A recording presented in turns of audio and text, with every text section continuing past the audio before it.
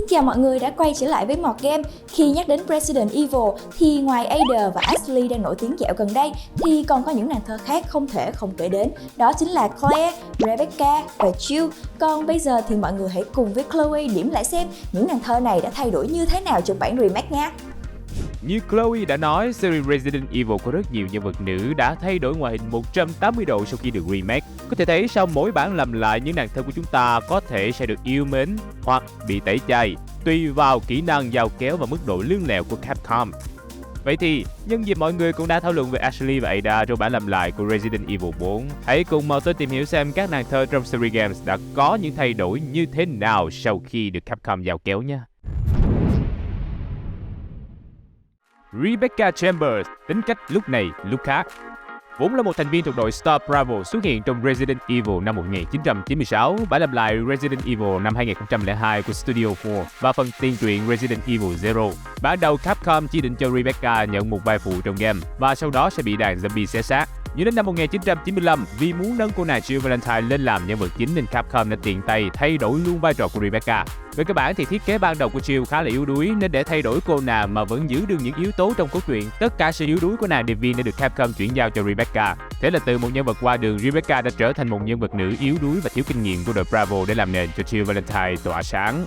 Đến năm 2002, bản Resident Evil năm 1996 được làm lại, kéo theo đó là cả sự thay đổi về ngoại hình lẫn tính cách của Rebecca.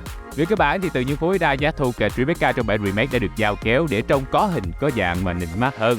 Còn về tính cách, nhiều game thủ đánh giá rằng tính cách của Rebecca trong bản remake năm 2002 nghiêm túc và chín chắn hơn, không có vẻ gì giống một tân binh mới vào nghề.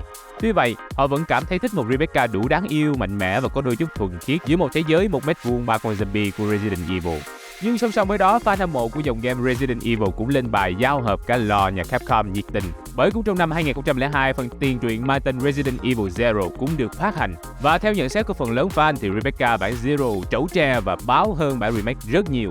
Chính sự không nhất quán về tính cách của Rebecca đã làm cho fan của nàng phát cáu, đồng loạt đào góc tường nhà Capcom. Tuy sau đó cũng có một vài game thủ cố gắng lên tiếng giải thích cho sự thay đổi tính cách của Rebecca trong hai bản game, nhưng điều đó không ngăn được cánh game thủ bày tỏ Capcom xây dựng cốt truyện thống nhất giữa Resident Evil Zero và Resident Evil Remake tệ với mèo.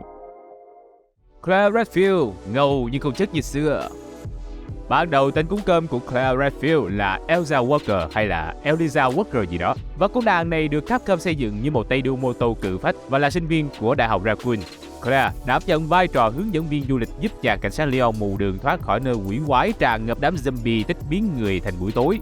Tuy nhiên sau khi Capcom bảo sửa lại bài thiết kế thì những thông tin của Claire đã bị bay theo chiều gió. Kết quả thì như bạn thấy hiện tại, trang phục của Claire bị thay đổi thành áo khoác đỏ bên ngoài và áo đen bó bên trong ở phần game Resident Evil 2 được ra mắt năm 1998. Thân phận của cô cũng được đổi từ sinh viên thành thành viên tổ chức nhân quyền phi chính phủ TerraSafe. Đến năm 2018, bản làm lại của Resident Evil 2 ra mắt. Dù tính cách của Claire cũng như thân phận của cô nàng vẫn được giữ nguyên và không có quá nhiều thay đổi, nhưng trang phục lại bị Capcom thay đổi lần nữa.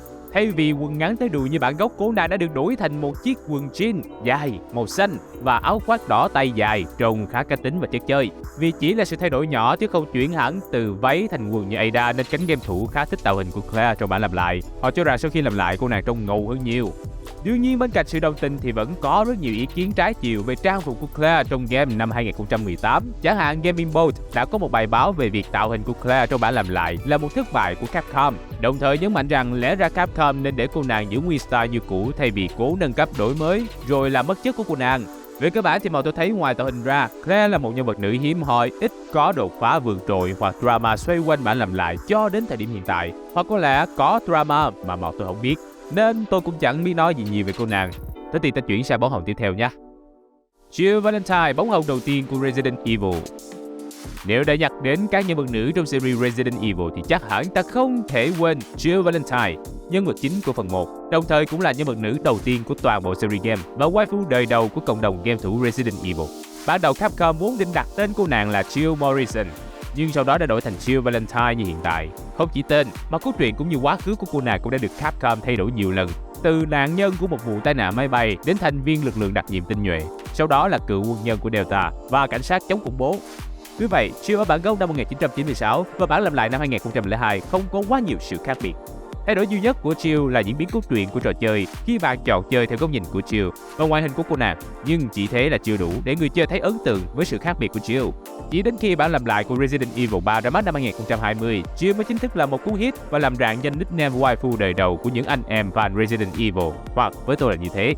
Jill ở bản làm lại năm 2020 nở nang và bốc lửa hơn. Có thể thấy thay vì cố để cô nàng ăn mặc kiểu thời trang phai thời tiết đi đánh lộn mà như đi nhảy đầm ở bản cũ, Capcom đã phát cho cô nàng một chiếc quần jean ngắn và áo ba lỗ, vừa dễ hoạt động, vừa phù hợp với bối cảnh, lại còn toát ra khí chất sexy khó mà tả xiết.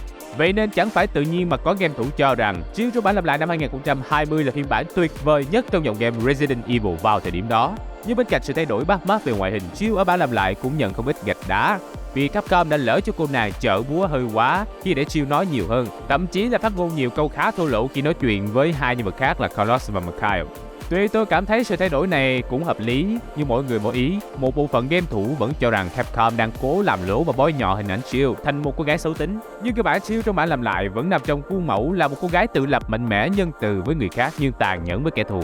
Thì còn thêm một tí ngổ ngáo, bụi bặm nữa. Đến là mặc kệ một số phản đối về ý kiến cá nhân, Jill Valentine trong bản làm lại Resident Evil 3 năm 2020 vẫn là một thành công lớn của Capcom. Ada Wong thành công lần 1 và thất bại lần 2. Tiện thể đang nói về những cô nàng điệp viên thì chắc chắn chúng ta không thể bỏ qua Ada Wong, nhân vật chính trong những lùm xùm tẩy chay Resident Evil 4 bản làm lại trong thời gian gần đây. Ada lần đầu tiên xuất hiện trong Resident Evil 2 ra mắt năm 1998 với thân phận là một điệp viên người Mỹ gốc Á.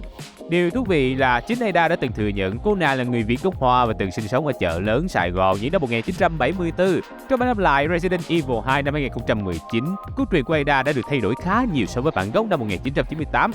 Trong bản năm 1998, ta biết rằng mục đích của Ada đến thành phố Raccoon là để tìm người bạn trai tên John đã bị mất tích của cô. Nhưng ở bản làm lại, lý do này đã được Capcom sửa thành Ada đến vì một mục đích bí ẩn khác. Điều này đã làm khá game thủ cảm thấy bất mãn vì họ muốn xem những tương tác thú vị giữa Ada và John. Dù họ biết rằng Ada cũng chỉ lợi dụng chàng John tội nghiệp chứ có tư tình gì đâu. Như chết, bản làm lại của Ada năm 2019 vẫn khá được lòng game thủ khi Capcom vẫn giữ nguyên bộ váy đỏ quyến rũ của cô nàng. Nhưng được lòng không có nghĩa là không có người phản đối đâu nha.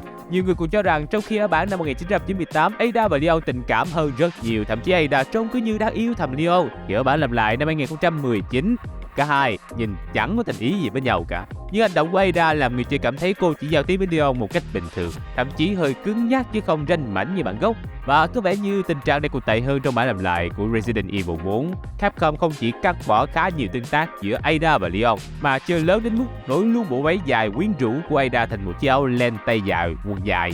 Thì ra việc Capcom thay đổi hẳn trang phục của nhân vật cũng chẳng phải chuyện gì mới lạ, vì như bạn thấy đó, những cô nàng tôi kể trên ai cũng bị Capcom thay đổi tạo hình 1 đến 2 lần, nhưng không ai bị thay đổi một cách chóng mặt như Ada trong Resident Evil 4 cả. Tuy ta có thể hiểu Capcom may áo mới cho Ada vì muốn cô nàng ăn mặc hợp cảnh tí, chứ đi đánh nhau đu từ lông mèo mà mặc váy dài thì nó cũng hơi vô lý thiệt. Nhưng có nhiều game thủ vẫn không thích, vì với họ, bộ váy đỏ gần như là đặc trưng không thể thay thế của Ada trong Resident Evil 4. Nhưng đó chưa phải là lý do duy nhất khiến cho mọi người cảm thấy khó chịu với sự thay đổi của Ada. Phần lớn game thủ đều cho rằng ngoại hình có thể thay đổi, tương tác có thể ít đi, nhưng giọng thì nhất định phải hay. Đằng này Ada trong bản làm lại năm 2023 làm cho họ cảm thấy như một bà bác trung niên nào đó vậy. Muốn thương cũng thương không nổi. Vậy nên, dù là game đánh giá cao bản làm lại lần này của Capcom thì Ada vẫn bị xem là phần còn lại của thế giới. Nhiều người cũng cho rằng Ada là điểm trừ lớn nhất của bản làm lại nằm đây. Và nếu có thể thay đổi gì đó, họ mong muốn Capcom sẽ ra mắt một bản DLC của riêng Ada, thay đổi về voice và tạo hình trang phục để lấy công chuộc tội nhé. Ashley Graham, cục tạ hạng nặng, hóa nàng thơ. Câu chuyện về Ashley thì tôi đã nói quá nhiều trong những video trước rồi, cho nên phần này tôi sẽ nói ngắn gọn thôi. Chúng ta đều biết rằng trong bản game năm 2005, Ashley gần như là một cục tạ di động chỉ biết ăn rồi báo, được Capcom cài vào để hành hạ cuộc sống của game thủ. Thì Ashley trong bản làm lại năm 2023 được xem là thiên thần. Mỗi khi cô nàng xuất hiện là một lần cánh game thủ cảm thấy được gột rửa tâm hồn. Ashley là minh chứng rõ ràng nhất cho câu vậy thì thành công. Không chỉ ngoại hình trở nên bốc lửa đáng yêu hơn, mà cả tính cách của Ashley cũng trở nên độc lập và mạnh mẽ hơn. Không còn là cô nàng bánh bèo vô dụng như 18 năm trước nữa. Có lẽ sự thay đổi này đến từ việc nhà phát hành nhận ra gu xinh gái của game thủ mấy năm gần đây. Ổng phải là kiểu con gái chỉ biết đúng điệu chờ đàn ông bảo vệ nữa. Có thể thấy, sự thay đổi này đã mang đến cho Capcom những thành công ngoài mong đợi, khi Ashley từ cục tạ ai cũng ghét trở thành em gái đáng yêu được cánh game thủ săn đón. Không chỉ vậy, những phân cảnh có sự góp mặt của Ashley trong bản làm lại cũng được Capcom đầu tư và tạo ra những ảnh hưởng tích cực nhất định.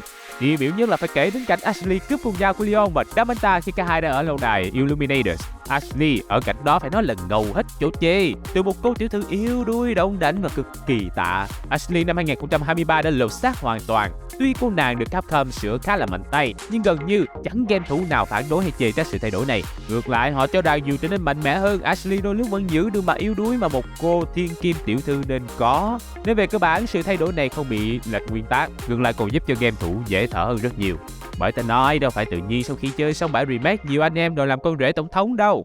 Và đó cũng là những thay đổi về các nhân vật nữ trong bản làm lại của Resident Evil mà bọn tôi nhận thấy được. Bởi vì có vài nhân vật nữ xuất hiện cũng lâu rồi và tôi không ấn tượng cho lắm. Và không phải gu tôi nữa, nên có thể những thay đổi mà tôi liệt kê cũng chưa phải là đầy đủ ha. Vậy nên anh em đừng ngại bổ sung bên dưới để mọi người cùng nhau thảo luận nha. Và giờ thì xin phép được kết thúc video tại đây. Xin chào và hẹn gặp lại anh em trong những video sau nhé. Bye bye.